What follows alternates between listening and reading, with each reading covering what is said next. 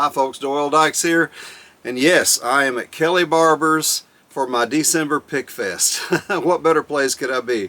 I mean, I'm surrounded by some of the best guitars in the world. There's all kind of Strats and Tellys and Gibsons, Gretches, all kinds of things, and I love it. But this is one of my own. I want to take it and just play something for you.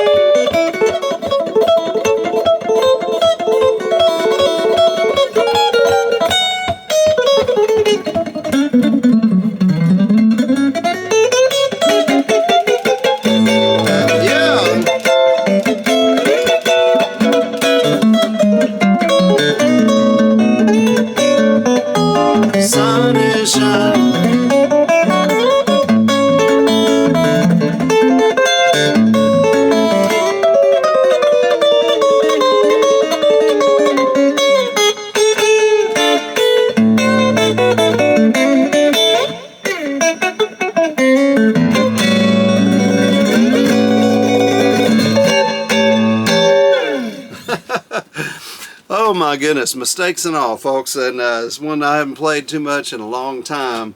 I did play it over my friend Dave Hostler's not too long ago, Dave and Joel, and they just bring out the best in you sometimes. But this is my Les Paul that I got in New York City years ago, and I was with my friend John Chappell. John has been a writer of rock guitar for dummies and editor of magazines and all for years and years, but he went with me to introduce me to Les Paul, and it was just such a great night, one of the greatest nights I've ever had. And he took me over to where the music stores are, Manny's and all that in Sam Ash, and I met some of the Sam Ash guys, and so I walked in there and I said, show me some Les Pauls, and it doesn't have to be a new one. And I called my wife, said instead of getting a pick guard for him to sign, she said, go ahead and get your guitars. And so I found this one. It's a 1992, I believe. It's a 40th anniversary, so that would be a 92, I think. And I'll have to say, of course, he signed it here, but I'll have to say when Les Paul says, son, I don't know what you normally play, but you sound great on that guitar. And of course, when you're around some of your heroes, you say some dumb things. And later on, I said, well, Les, I also have my own signature guitar with Taylor. He said, well, good, son, I'm glad to hear that. Moving on. Anyways, I mean, Les Paul he is the quintessential signature guitar person that ever lived, and I said something like that to him. So anyway, but that's what you do. You say dumb things and you never forget it. But what a gentleman, what a wonderful guy he was. And I would play some things like,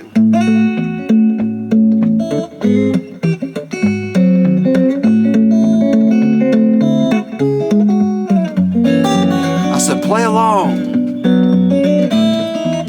He said, I never knew that song. And I said, well, you recorded it with Chet Atkins and won a Grammy on it. Yeah, but that was mostly him, you know. Anyway, that's one of my favorites he did. Of course, when I started playing this one,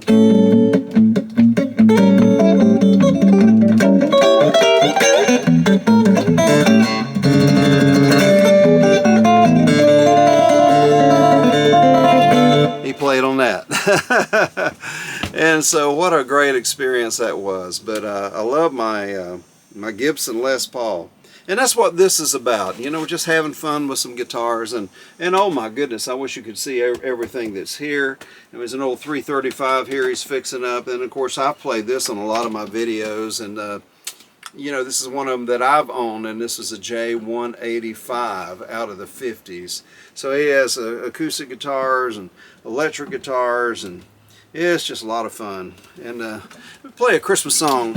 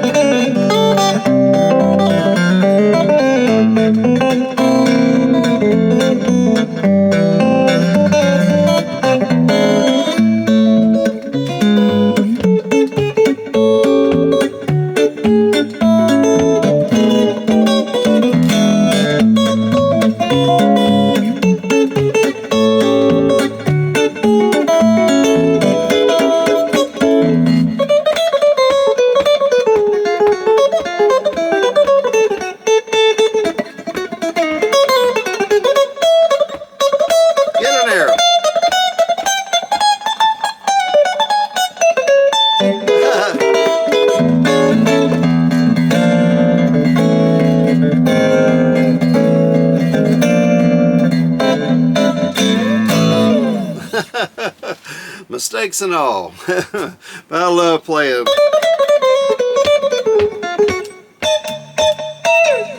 All right. Well, this is my Les Paul 40th anniversary. And so that's what this is about, folks. Just having fun with some guitars and talking about guitars. And of course, Dad had his original gold top, and then he decided he always loved red guitars, and they came out with a red one, or when they came out with a burst, he couldn't do a burst, so he stripped all that gold stuff off and painted it red. And then he finally got rid of it, and he got him a 335, and he was a 335 player for a long time. But Dad was a Gibson man, I have to say. He was for years and years. And but we loved them all. Been a lot of fun. And of course, I talked about this one on my Sunday string along. So if you didn't hear that, this was a prototype of this guitar, which is one of my signature guitars. And Kelly has another one of my brown sugars up here, an anniversary model. But this was actually a grand concert. And they would put a pick guard up top here, up here as well, because of Kelly and also Kirk Sane called it my weed eater lick. And but this was one of the very first. If you look in there, you see all kind of copper, and you see all the inside the sound hole there, straight up towards the bridge. The little volume controls. And then each string has its own separate pickup, so each string has its own volume control. But I noticed too, and has the LR Baggs preamp, which is one of the greatest in the world, and that's what this, actually this one has as well. But the thing we found out, of anything in the chain, LR Baggs told me, said, Doyle, anything in the chain that's between, you know, the pickup and amp, or preamp, anything in the chain will change the sound. And so I said, well, you know, if they're made right, they should be balanced anyway, right? And he said, well, we try to make them that way. And I said, well, you do, you can. And I said, so well, just make them balanced, and we won't put separate volume controls in it. And we never did anymore, and never needed them. And they were wonderful. They were very, very consistent and balanced, and I just loved them. They were incredible guitars to play and to own, and this is definitely one of my favorite ones. And I've played this guitar literally all over the world.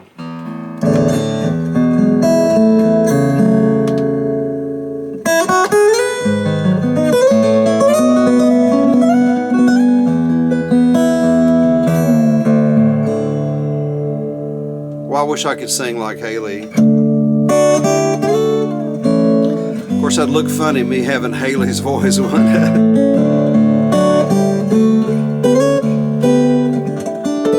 That's my daughter.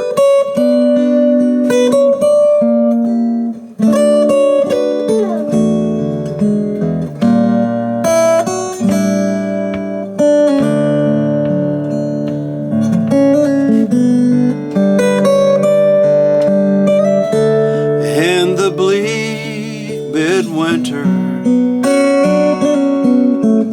icy winds made moan, winter cold as iron, water like a stone, snow on snow had fallen, snow on snow on snow.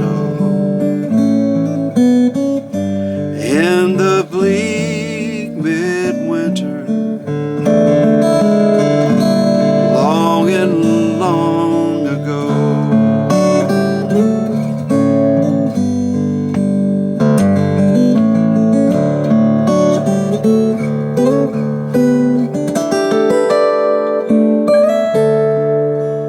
Angels and archangels, they have gathered there. Cherubim and seraphim rising in the air. Oh, the Holy Mary in her maiden bliss, worship the beloved with a mother's kiss.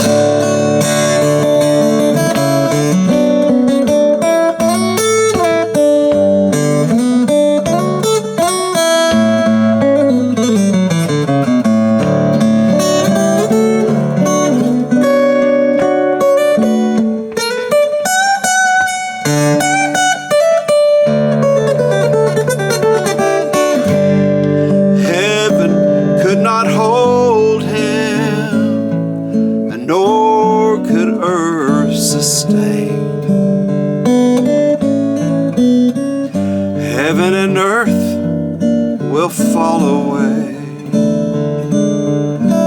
when he comes to reign. This is an emotional song. I just love this song.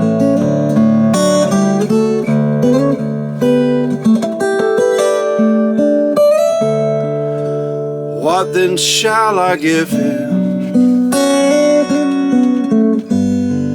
empty as I am?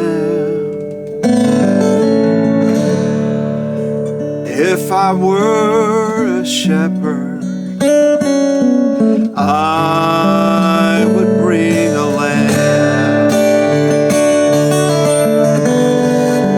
If I were a wise man,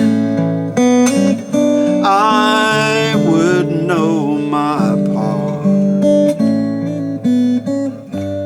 What then shall I give him? I must give my heart. Isn't that beautiful?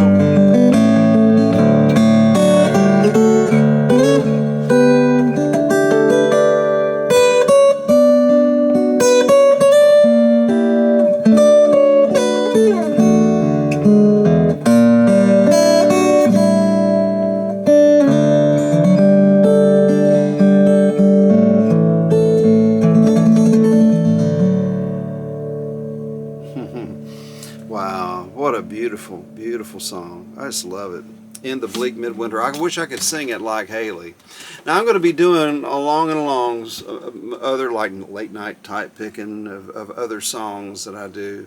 But you know, because there's some fast ones and slow ones, and I mean, oh, I just love them all. I think they're a lot of fun. I love Christmas. I'm just a tart for Christmas. I just, you know, yeah. If I, oh, get back in there.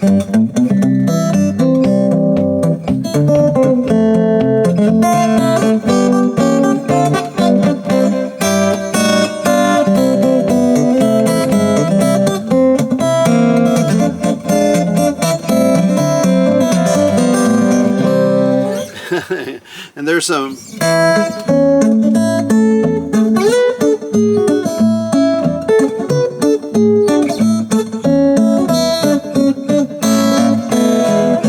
Gene Autry, you know, I just loved him, and I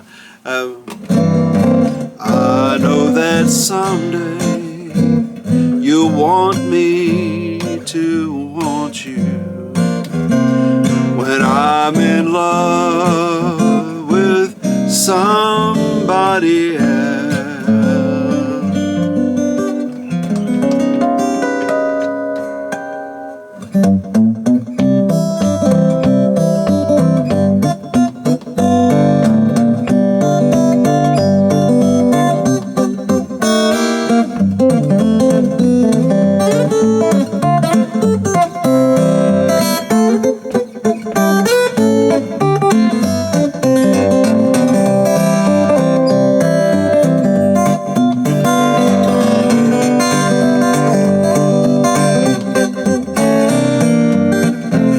There's some great stuff out there.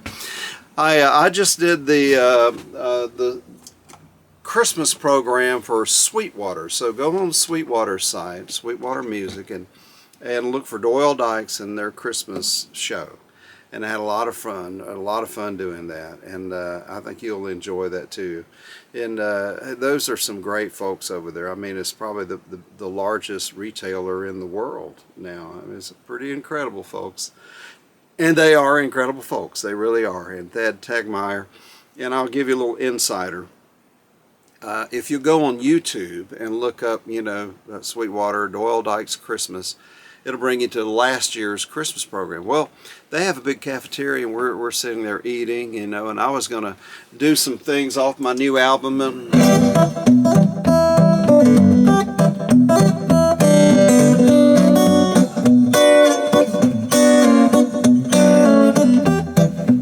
you know,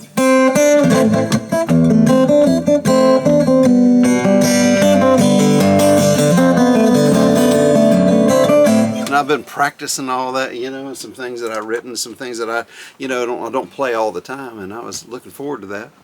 And he just sits there and all of a sudden says, by the way, we want you to do all Christmas music today. And I said, what?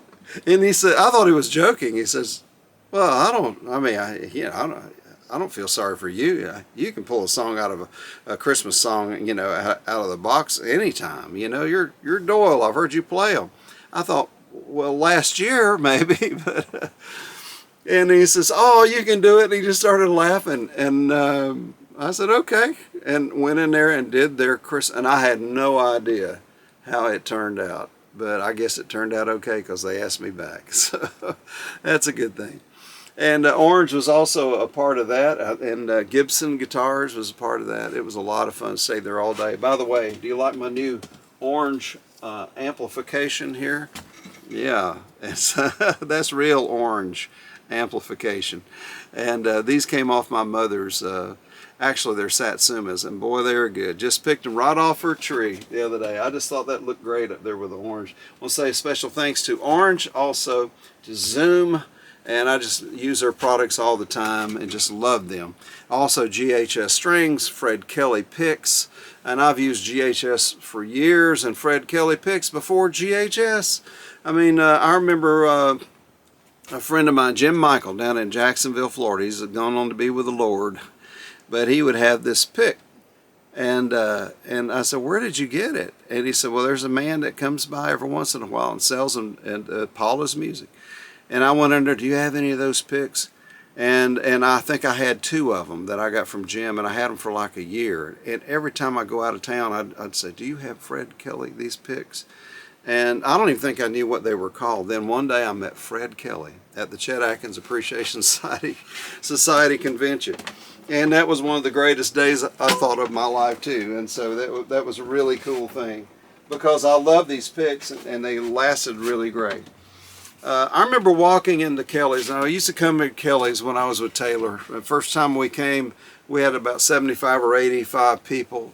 And then the next time he put me into school, and we had, I don't know, 200, 300, 400 people at a Taylor event. And then the next time he put it in the Big Baptist Church, they said they wanted to host it, and we had 600 or 800 people at a Taylor event, and it was amazing.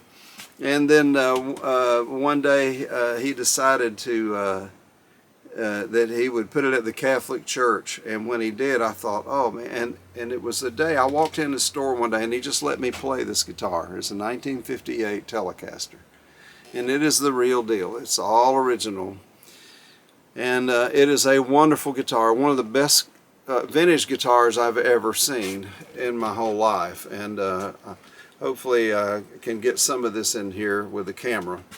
And but it is a wonderful wonderful guitar. I might just try to lift this up a little bit, even if I'm not used to it, but I want you to be able to see this guitar because it's incredible.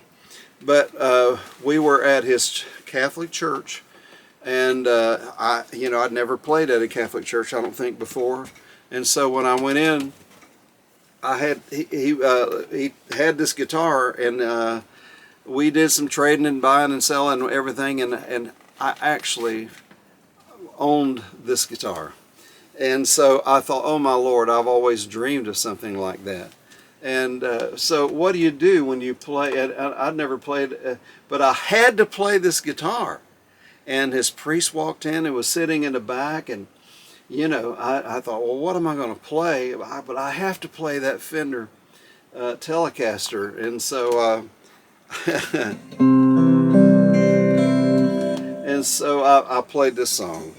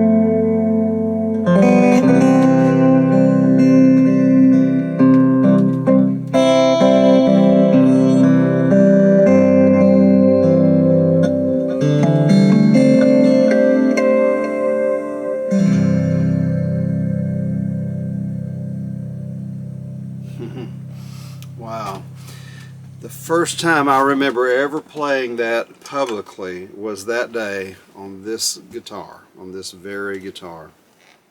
And I had this guitar for years, and it's always been one of my very favorite guitars. I mean, you can't find a better Telecaster in this life.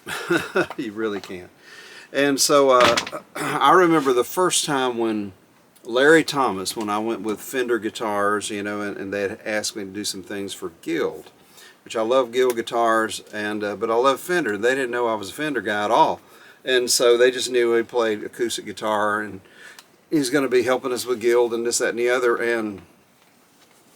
And so I said, well, I have this guitar, and I showed it to Larry Thomas. He said, was that an original 58? I said, yeah.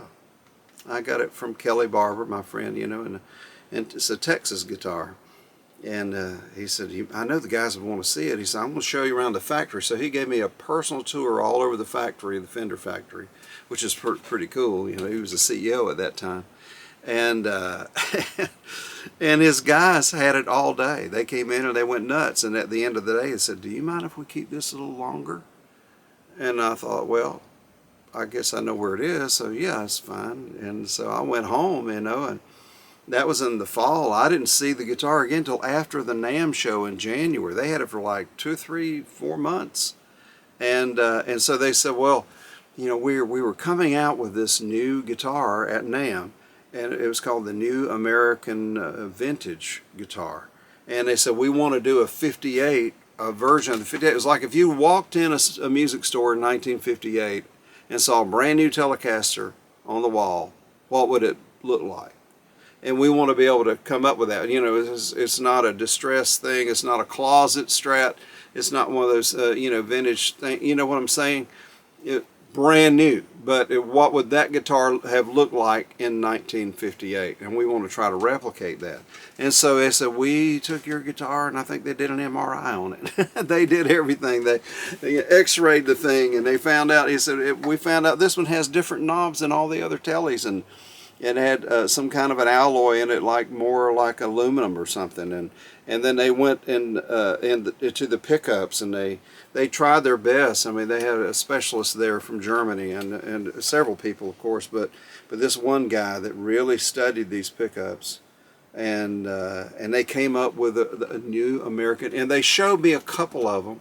And Chris Fleming, who was in charge of all this, Chris was one of their custom shop guys and one of their main fellows there.